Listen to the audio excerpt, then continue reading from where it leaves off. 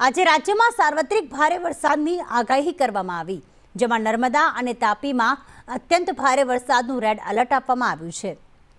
છોટાઉદેપુરમાં અતિ ભારે વરસાદનું ઓરેન્જ એલર્ટ, જ્યારે ભરૂચ અને સુરતમાં અતિ ભારે વરસાદનું ઓરેન્જ એલર્ટ આપવામાં આવ્યું છે. ડાંગ અને નવસારીમાં પણ અતિ ભારે વરસાદ રહેશે, ત્યાં પણ ઓરેન્જ એલર્ટ આપવામાં આવ્યું. જ્યારે વલસાડ છે, દમણ છે, જ્યાં પણ આજ રોજ અતિ ભારે વરસાદ રહી શકે છે. દાદરાનગર હવેલીમાં પણ અતિ ભારે વરસાદ રહેશે, ત્યાં પણ ઓરેન્જ એલર્ટ આપવામાં આવ્યું છે. સાથે જ ખેડા, આણંદ, પંચમહાલમાં આજે યલો એલર્ટ આપવામાં આવ્યું છે, એટલે કે મધ્યમથી લઈને ભારે વરસાદ રહી શકે છે. ગુજરાતના મેપના માધ્યમથી બતાવી રહ્યા છીએ કે કયા જિલ્લામાં કયું એલર્ટ આપવામાં આવ્યું છે.